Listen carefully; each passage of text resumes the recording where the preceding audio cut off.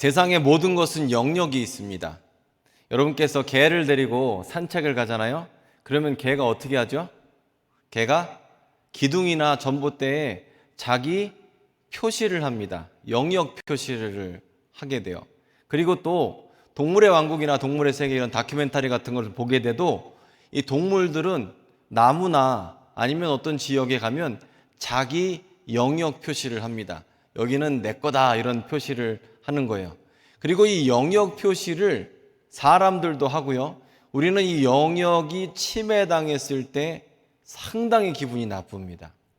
예전에 한 10여 년 전에 우리가 이쪽으로 이사 오기 전에 수택동에 있을 때요. 그때 그 앞에 교회 앞에 길 건너에 빵집이 하나 있었습니다. 여러분 아마 기억하실 거예요. 그런데 거기서 그 빵집이 몇 년을 했었는데 어느 날 그 빵집에서 한 20m, 30m 떨어진 곳에 파리바게트에서 새롭게 체인점을 열은 거예요. 그때 제가 깜짝 놀랐습니다. 일단 빵집 옆에 또 빵집이 생기면 어떨까요? 기분이 안 좋죠. 여러분 사업장 옆에 똑같이 여러분 만약에 떡집을 하면 떡집이 생기고 빵집을 하면 빵집 옆에 또 생긴다고 생각해 보세요. 내가 냉면집 하는데 오리집 하는데 그 옆에 또 냉면집과 오리집이 생겼습니다. 기분이 어때요? 기분이 나쁩니다. 왜 그렇죠? 내 영역을 침해받았기 때문이에요. 그런데 이 파리바게트가 생기자 그 옆에 원래 있었던 빵집에서 난리가 난 겁니다. 그래서 여러분 아마 기억하실 거예요. 그때 어떻게 했죠? 파리바게트에서 행사를 하니까 더 크게 행사를 하고 파리바게트에서 나레이터 모델이 와서 그 하는 거 있잖아요. 뭐 안녕하십니까 여러분 말하면서 막 하는 거 있잖아요. 무슨 소리인지 알아듣지도 못해요. 그런데 그 시끄럽게를 하는데 똑같이 하는 거예요. 더 크게 하고 더 오래 하고. 근데 그때 정말 교회 앞이 떠나갈 만큼 시끄러웠습니다.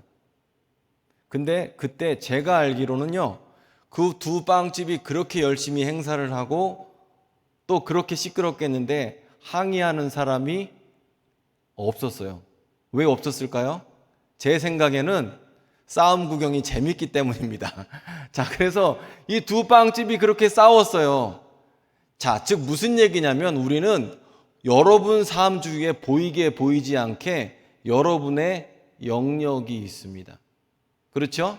그 영역은 땅처럼 등기를 내서 내 이름으로 올릴 수 있는 부분도 있고 어떤 영역은 보이지 않는 게 있어요. 내 이름, 내 명예, 내 권력 이런 식으로 보이지 않는 영역도 있습니다. 그런데 여러분 우리가 하나님의 자녀로서 주의 자녀로서 믿는 사람으로서 권세와 권리 우리의 영역이 있습니다. 그런데 어떤 분들은 이 영역을 잘 지키는 분들이 있고 잘 누리는 분들이 있고 어떤 분들은 그 영역을 아주 무참하게 뺏기는 경우가 있어요. 자, 오늘 하나님 말씀을 통해서 그 영적인 비밀에 대해서 알아보고자 합니다. 먼저 본문을 보면요. 이 1장 전체 본문을 보면 약간 그림 언어처럼 잘 연상이 됩니다. 태초에 빛이 있었어요. 그렇죠? 그런데 그 빛으로 말미암아 온 세상이 지음 받았다라고 얘기를 합니다. 모든 사람에게 그 빛이 비춰졌는데 사람들은 그것을 깨닫지 못했다고 얘기를 해요. 하지만 그 빛으로 말미암아 지음 받았고 또 자기 땅에 하나님의 아들이 오셨음에도 불구하고 영접하지 않았지만 그 빛을 받아들인 사람들은 오늘 13절 말씀입니다. 혈통으로나 육정으로나 사람의 뜻으로 말미암지 않고 어떻게 됐습니까? 하나님의 뜻으로 하나님으로 말미암아 태어난 사람이다. 다시 난 사람이다 라는 거죠. 자, 여기 중요한 말씀이죠. 즉 빛을 받아들이는 사람은 사람의 뜻으로 태어난 사람이 아니에요. 하나님으로 말미암아 태어난 사람이다라는 거죠. 우리를 이 말을 거듭났다라고 표현합니다. 이 똑같은 표현이 요한복음 3장에 예수님이 니고데모를 만났을 때 거듭나야지 천국에 들어간다라는 말을 하고 있고 여기서도 다시 태어난다. 하나님으로부터 난다는 표현이 똑같이 등장하게 되죠. 자, 그러면 여기서 이 다시 태어난다 또 하나님으로부터 난다는 표현이 있어요. 즉 우리는 예수님을 받아들이게 되면 사람의 뜻이 아니라 하나님으로 말미암아 다시 태어나요. 우리가 처음에 예수를 믿을 때는 어떻게 예수 믿는 줄 아세요? 누가 자꾸 가라고 합니다. 예를 들어서 여러분 엄마가 교회 가자 그래서 교회를 가게 돼요. 또 여러분 배우자가 여보 가자 그래서 가게 돼요. 친구가 와서 가자고 그래서 가게 됩니다. 그래서 그러다 보면 교회를 다니게 되죠. 하지만 우리가 예수를 믿게 되면 그런 말을 하질 않아요. 내가 옛날에는 엄마 때문에 교회를 다녔어. 하지만 지금은 아니야. 지금은 예수님이 나를 만나 주셨어. 그래서 나는 엄마 때문에 교회 다니는 거 아니야. 이렇게 얘기를 하죠. 여러분, 이 자리에 앉아 계신 분들 중에서 단 한 명도 사람 때문에 예수 믿질 않아요.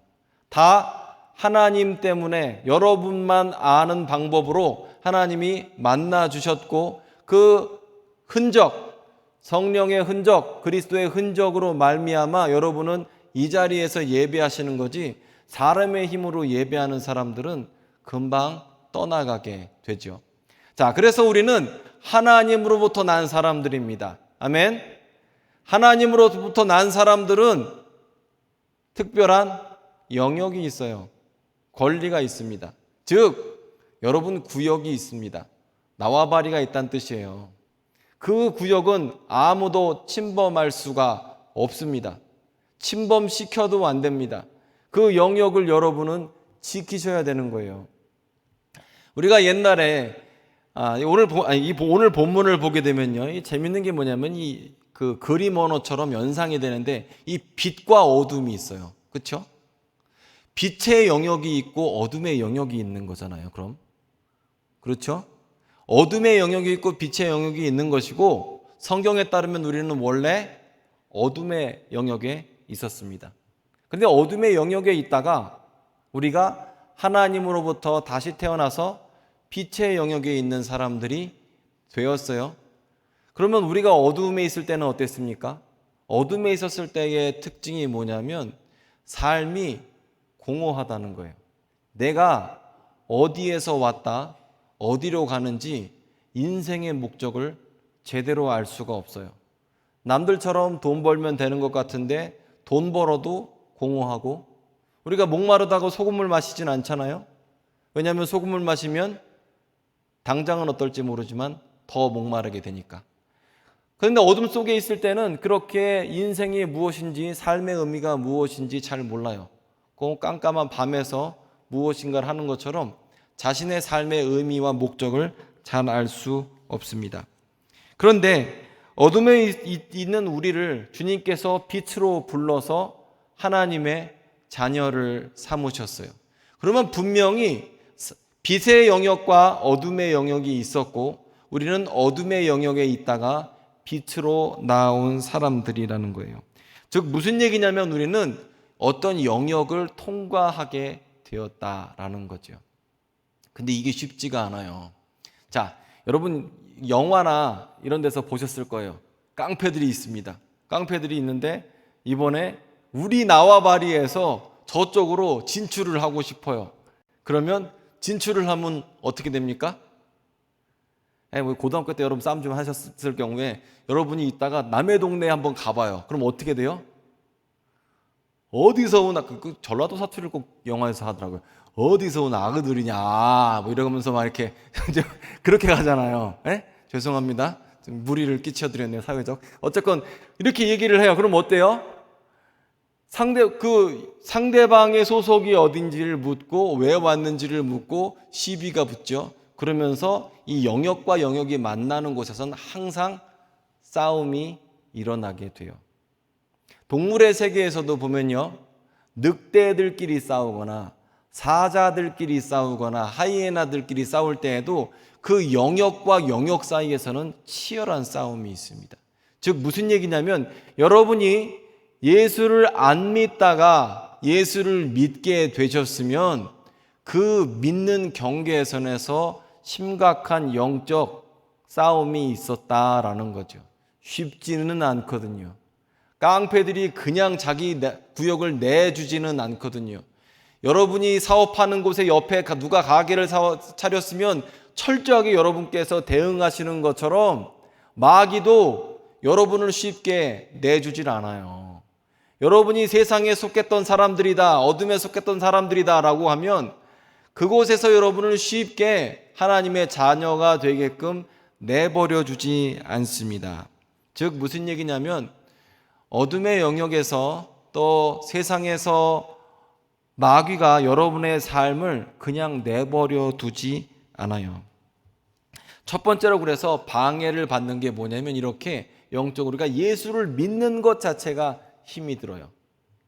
그리고 두 번째로 힘든 게 뭐냐면 자녀가 됐을 경우, 우리가 영역 통과를 한 거예요. 코로나 시국에 예배를 한다는 것 자체가 이건 우리 안에 흔적이 있지 않고서 힘듭니다. 자, 근데 영역 통과를 했어요. 내가 하나님의 자녀된 것을 알아요. 성령께서 내 삶을 계획하시고 인도하시고 함께 하시는 걸 알아요. 근데 그 다음에도 문제가 있습니다. 뭐냐면 권리 주장을 제대로 못하게 방해한다는 거죠. 자, 우리가 그 영역 표시를 하잖아요. 예를 들어서 개들은 어떻게 영역 표시를 하죠? 오줌을 싸서 영역 표시를 합니다. 그렇죠? 사자들도 보니까 자기 대소변으로 영역 표시를 해요. 마찬가지로 마귀도 어두움도 우리한테 영역 표시를 합니다. 또 반대로 성령님께서도 우리 안에 영역 표시를 하죠. 그 영역 표시가 뭐냐면 우리가 믿는 성령 하나님이죠.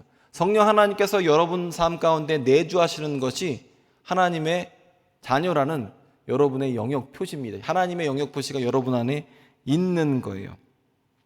자, 그런데 이렇게 영역 표시를 우리가 했음에도 불구하고 마귀는 끊임없이 우리를 노립니다. 그래서 베드로전서 5장 8절을 보면 마귀가 어떻게 얘기하냐?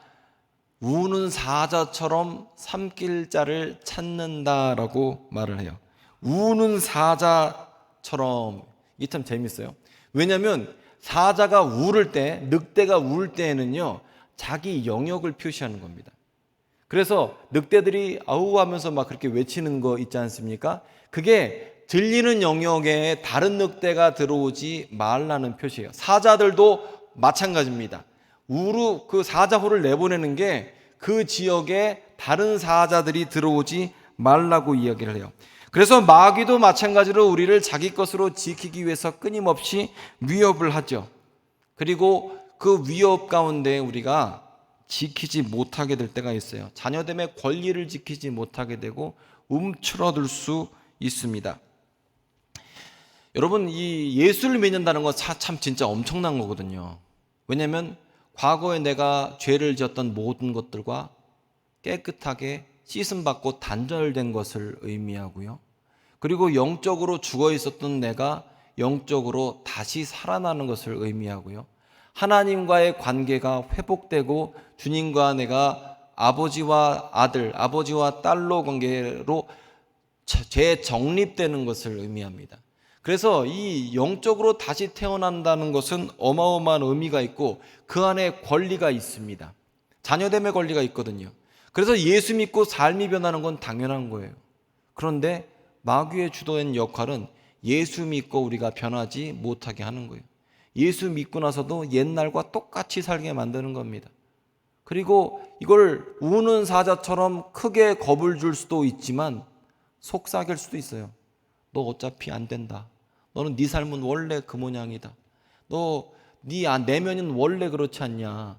이런 식으로 우리의 속사람을 괴롭히고 변화되지 못하게 하고 또 하나님께서 주신 기쁨과 만족을 누리지 못하면서 괴로움과 죄책감에 시달리게끔 만드는 것. 이것도 마귀가 하는 일이죠. 하지만 여러분, 설교 서두에 말씀드렸다시피 우리는 자녀됨의 영역을 지켜야 됩니다. 그거 지키지 못하면 뺏기는 거예요. 그거 매우 중요합니다. 근데 이 영역이라는 것이 보이지 않는 거예요. 아까 제가 빵집 예화를 잠깐 드렸습니다. 그 빵집 옆에 그 사람 땅 아닙니다. 그런데 그 사람 옆에 다른 빵집이 들어오자 난리를 치면서 하는 것은 그것은 그 영역을 내가 보이지 않지만 그렇게 확보를 하는 거예요. 이 보이지 않는 싸움이 참 중요하거든요. 보이지 않는 권리가 엄청 중요합니다. 일본에게 우리나라가 1910년에 합병을 당했죠. 잡아먹혔습니다. 근데 그때 땅을 먹힌 게 아니었어요. 백성들을 뺏긴 게 아니었습니다. 뺏긴 건 하나밖에 없었어요. 주권만 뺏겼습니다. 그런데 주권을 뺏기자, 권리를 뺏기자 땅도 뺏기고 사람들도 뺏겼습니다. 군대로 끌려가고 위안부로 끌려갔습니다. 그만큼 보이지 않는 권리라는 것은 굉장히 중요한 거예요. 그런데 우리가 믿는 사람으로서 보이지 않는 권리를 뺏기는 것에 대해서 너무 쉽게 여기는 경향이 있습니다. 우리는요, 우리의 영역을 지켜야 돼요. 동물들도 자기 영역을 잘 지킵니다. 사자들은 자기 영역을 잘 지키고요, 늑대들도 자기 영역을 잘 지킵니다. 내 자리에서 나가라, 이런 걸 강하게 외칩니다. 여러분 삶 가운데에서 여러분이 말씀 가운데 새 희망을 품었습니다. 내가 하나님께서 내 죄를 깨끗하게 씻으셨기 때문에 내가 더 이상 죄책감에 시달리지 않겠다. 하나님께서 주신 대로 이렇게 새롭게 비즈니스를 시작하겠다. 내가 새로운 힘을 내서 주님과 동행하면서 살겠다. 거룩한 삶을 살겠다. 예배의 삶, 기도의 삶을 살겠다. 이렇게 결심을 하잖아요. 그걸 가만 내두지를 않아요. 왜냐하면 여러분에 대해서 마귀가 도전하는 겁니다. 우는 사자처럼 너는 내 거다라고 도전을 하죠. 그런데 그때에 우리가 자녀됨의 권세를 누릴 줄을 알아야 합니다. 그런데 여러분, 권리의 특성은 지킬 줄 알아야 권리는 지켜지는 겁니다. 내용을 알아야 지키는 거예요. 위임 목사님이 예전에 20살 때 뭔 일을 하셨었대요. 뭐 알바인지 뭔지 잘 모르겠어요, 저도. 근데 20살밖에 안 된 애한테 월급인지 뭐 납품비를 안 준 거예요. 여러분이 만약에 사장님이시다. 그런데 누군가 일을 했어. 근데 일을 했는데 돈은 주고 싶지 않아. 그래서 돈을 안 준 거예요. 그럼 어떻게 될까요? 20살짜리가 와서 달라고 하겠죠. 그런데 위임 목사님께서는 달라고 하지 않고 통장을 가압류를 걸었답니다. 그러니 어떻게 됐을까요? 그러니까 이게 사실요, 권리는 지킬 줄 알아야 되는 거거든요. 알아야 지키는 거예요. 돈 달랠 필요도 없어요. 그냥 법으로 하면 되는 겁니다. 그런데 사람들은요, 자기 권리가 뭔지도 모르고 내가 어떻게 살아야 되는지도 모르고, 그러니까 내가 이만큼 땅이 있어도 남이 이만큼 내 땅 차지하고 살아도 그것에 대해서 전혀 부담을 느끼지 않는 거예요. 자, 원래요, 재산이나 권리나 이런 거는요, 지키는 겁니다. 얻는 것보다 지키는 게 더 힘들다고 하죠. 돈은 버는 것보다 지키는 게 더 힘들다고 얘기를 하지 않습니까? 자리도 마찬가지고 챔피언도 마찬가지입니다. 옛날에 조훈현 구단이 이런 말을 했어요. 정상은 차지하는 것보다 유지하는 게 더 힘들다고 그랬어요. 근데 그 말이 맞는 것 같아요. 여러분이 업계에서 최고가 되셨잖아요. 한 번 차지하는 것 말고 정상에서 유지하는 게 너무 힘든 거죠. 설악산에 한 번 올라갈 수는 있지만 설악산에서 사는 거는, 집 짓고 사는 건 쉽지 않겠죠. 왜냐하면 슈퍼마켓 갔다 오려고 하더라도 설악산을 내려갔다 와야 되는데 기본적으로 설악산을 올라갔다 내려가는 기본 체력은 있어야 되는 거예요. 정상은 유지하는 게 힘들어요. 마찬가지입니다. 우리가 하나님께서 주의 자녀로서 권리를 주셨는데 권리를 유지하는 게 참 쉽지 않아요. 그걸 권리를 유지할 줄 알아야 됩니다. 지켜야 되는 거예요. 동물들이 자기 영역 지키는 것처럼 지킬 줄을 알아야 됩니다. 사실요, 뭐든지 벌고 만들고 얻는 것보다 더 힘든 건 지키는 겁니다. 그래서 많은 사람들이 용기를 내서 차지하기만 하고 금방 그 자리를 떠나버려요. 지킬 줄 모르기 때문에. 자, 하나님께서 우리를 자녀 삼으신 것은 일회적인 사건이고 인생에 한 번밖에 없는 사건입니다.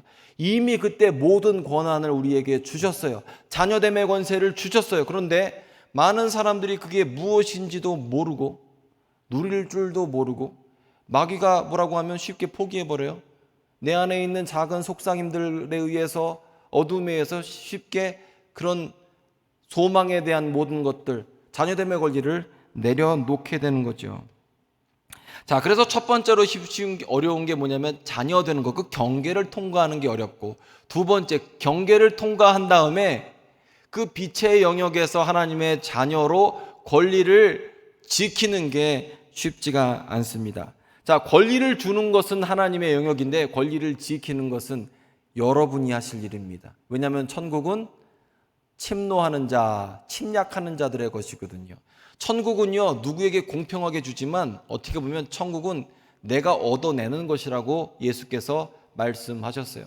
여러분에게 자녀됨의 권리를 주셨어요. 그런데 그 권리를 얻으면서 누리면서 사는 것은 여러분의 선택이에요. 자, 여러분이 이 하나님의 자녀로서 누릴 게 참 많아요. 병고침의 은혜를 누릴 수가 있고요. 일상생활에서의 승리를 누릴 수가 있고요. 여러분이 부족할 때 하나님께 기도하면 하나님은 공급하시는 하나님이십니다. 관계의 어려움에 대해서 기도하면 하나님은 평화를 주시고요. 또 여러분 삶 가운데 죄책감이나 과거의 일들이나 또 과거의 흉터나 상처 같은 것들, 아무도 모르는 여러분만 알고 있는 마음의 상처나 아니면 그런 모든 것들에 대해서 주께서 용서해 주신다고 말씀하셨어요. 그리고 이미 십자가를 통해서 용서받았습니다. 끝났어요. 근데 마귀의 특징은 뭐냐면 계속 기억나게 해주거든요. 너 용서받았어. 정말 아닌 것 같은데 너 그 상처로 아직도 시달리잖아. 이러면서 끊임없이 여러분을 도전하죠. 그러면 여러분은 어떻게 하십니까? 도전할 때.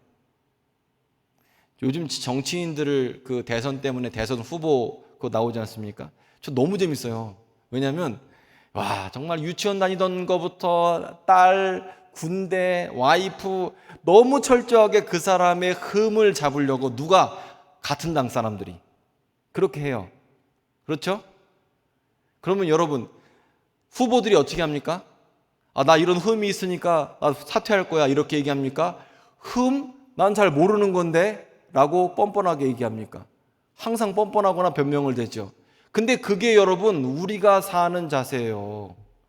원수마귀가 공격을 했다. 여러분의 속사람이 다쳤다라고 얘기할 때 나는 십자가로 말미암아 씻음 받았습니다. 나는 용서 받았습니다. 주님은 날마다 새롭게 나를 새롭게 하십니다. 나의 속사람은 새로워졌고 나는 영원한 천국에 가게 됩니다. 주님께서는 성령으로 말미암아 나와 늘 동행하십니다. 이렇게 마귀에 대해서 대답을 해줘야 되는데 이걸 못하고 여러분이 속사람이 무너질 때 같이 그 권리를 주장하지 못하고 무너지게 되는 거죠. 참 우리가 할 일이 무엇입니까? 싸워야 돼요. 마귀는 대선 후보 흠집 잡는 것보다 더 여러분 괴롭힙니다. 저를 괴롭힙니다. 왜냐하면 마귀는요 여러분만 아는 상처들, 여러분만 아는 괴로움들, 여러분만 아는 죄책감들을 통해서 가만 냅두질 않아요. 근데 그럴 때 우리 어떻게 해야 됩니까? 우리는 우리의 권리를 지켜야 합니다.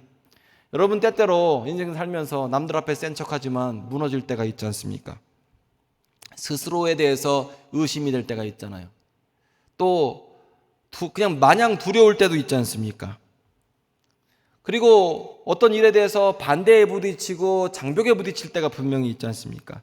그런데 여러분 그럴 때에 여러분 권리를 지키세요. 권리는 어떻게 지키는 겁니까? 기도하면서 지키는 겁니다. 하나님, 주님께서 나를 자녀 삼으신 것을 내가 믿습니다. 내 마음이 흔들리는데 주님, 나와 함께 해주십시오. 말씀 보는 거예요. 그게 바로 우리가 대항하는 방법입니다. 자, 그리고 우리가 또 기억해야 될 것은 뭐냐면요. 어둠에 있을 때와 지금은 다르다라는 거죠. 어둠의 특성이 뭘까요? 자, 여러분이 산에 계시다고 상상해 보세요. 아니면 여러분이 시골에 가로등도 없는 곳에 있다고 생각해 보십시오. 저는 그런 경험이 한 번 있거든요. 예전에 몇 년 전에 부산까지 자전거 타고 가다가 밤새 자전거를 탄 적이 있어요. 근데 그 지역 자체가 조명도 없던 지역이었습니다. 얼마나 무섭냐면 귀에 여기가 귀신이 붙어 있는 것 같아요. 얼마나 무서운지 몰라요. 뒤도 못 돌아보겠어요. 무서워서. 정말 조명도 하나도 없어요. 아무것도 없는 암흑천지였어요. 근데 어둠 자체가 무섭거든요. 근데 어두울 때에 이상한 소리 들으면 정말 무섭습니다. 요즘에 가로등이 잘 돼 있어서 그 경기도가 가로등이 잘 돼 있어서 이 어둠을 체험하지 못하셨을 텐데 뭐 군대 갔다 오시거나 한번 경험해 보세요. 너무너무 무서워요. 근데 어두울 때 이 소리 들으면 더 무서운데 빛이 있으면 안 무섭습니다. 왜냐하면 빛이 있으면 사람이 속성이 안 무서워요. 근데 여러분, 우리가 어둠에 있는 사람들이에요? 빛에 있는 사람들이에요? 오늘 성경에 따르면 모든 사람에게 빛이 비쳤다고 얘기하죠. 우리는 빛 가운데 있는 사람들이에요. 어둠에 있는 사람들이 아닙니다. 그런데 여러분, 겁에 질리면 빛 가운데 있어도 시야가 좁아집니다. 내가 겁에 질리면 눈이 앞에 요만큼밖에 안 보여요. 근데 내가 마음의 여유가 있으면 넓게 보이죠. 여러분, 빛이 비친다면 두렵지가 않아요. 어둠이 있는 줄 알았는데 내가 빛에 있어요. 그리고 하나님의 빛이 내 삶 가운데 비춰지고 나서 보니까 내 앞에 있는 우는 사자가 무서웠는데 알고 보니까 그 우는 사자가 이미 결박당해서 동물원에 갇혀 있더라. 이게 성경의 이야기입니다. 왜냐하면 예수께서 십자가에서 우리의 죄와 우리의 허물을 갖고 죽으셨어요. 그리고 원수 마귀를 이미 결박하셨습니다. 이미 우리는 이긴 전쟁 가운데 있지요. 예수께서 이미 승리하셨기 때문이죠. 그렇기 때문에 우리가 빛 가운데 있는 사람들은 우는 사자와 같은 존재를, 어두움을 두려워할 필요가 없지요. 왜냐하면 어두움이라는 것 자체가 빛하고 승부를 볼 수가 없어요. 여러분, 빛하고 어둠하고 싸움이 되나요? 여기 촛불을 하나 조그맣게 켜놨다고 생각해 보십시오. 제가 어둠을 막 몰고 와서 던지면 이깁니까? 안 되죠. 빛의 속성은 무조건 어두움과 이긴다는 거예요. 빛 대신 주님께서 이미 승리하셨습니다. 우리는 이긴 전쟁 가운데에 있습니다. 그래서 우리는 세상 살면서 어떻게 살아야 돼요? 나는 하나님의 자녀지. 1단계. 나는 하나님의 자녀지. 두 번째, 어떻게 돼요? 나는 권세가 있다. 권리가 있다. 내 나와바리가 있다. 내 영역이 있다. 내가 지킬 권리가 있다. 믿으셔야 돼요. 그리고 지켜야 됩니다. 말로 해야 돼요. 가만히 있으면 당합니다. 그리고 신앙 자체는요, 고백이에요. 신앙, 그래서 고백이라고 하는 거예요. 내가 말로 내뱉어야 됩니다. 내가 하나님을 믿습니다. 예수께서 나의 죄를 용서하셨습니다. 주님은 나를 치료하셨습니다. 우리는 입으로 끊임없이 고백을 해야 돼요. 왜냐하면 우리의 믿음은 고백이기 때문에 그래요. 내가 기도를 소리내서 드리는 거예요. 찬양을 드리는 거예요. 그래서 내 권리를 지금 확보한 겁니다. 미국 같은 경우는요, 자기 땅에 공개적으로 20년 살면요, 어떤 사람이 공격적으로 이 땅은 내 땅이라고 주장하면서 울타리 치고 집 짓고 20년 살잖아요. 등기도 넘어갑니다. 왜냐하면 미국 사람들이 그렇게 인디안 땅을 뺏었거든요. 공격적으로 공개적으로 땅을 차지하고, 그래서 땅 주인은 누가 자기 땅에 집 짓고 사 있으면 그거 가만 냅두질 않아요. 여러분 집에 방 한 칸을 이상한 사람이 와서 차지하고 있으면 그거 가만 냅둡니까? 경찰을 부르건 소송을 걸고는 때려서 내쫓건 어떻게든 내쫓잖아요. 마찬가지입니다. 우리가 믿는 자로서 하나님으로부터 권세를 받았어요. 행사하셔야 됩니다. 우리는 하나님의 자녀입니다. 그리고 오늘 14절 말씀 보면, 말씀이 육신이 되어 우리 가운데 거하신 주님께서 그 독생자의 영광을 우리에게 주시거든요. 예수의 영광을 우리 가운데 부어 주십니다. 우리는 예수님과 연합한 존재예요. 우리 승리는 이미 우리에게 주어진 줄 믿습니다. 아멘. 한 주간을 살면서 코로나 때문에 참 쉽지가 않죠. 위축되기 쉽습니다. 이럴 때 오히려 하나님의 자녀됨의 권세를 선포하십시오. 신앙을 고백하십시오. 찬양을 들으십시오.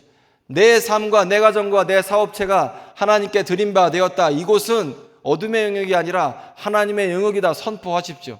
그리고 승리하는 여러분 되시길 바랍니다. 기도하겠습니다.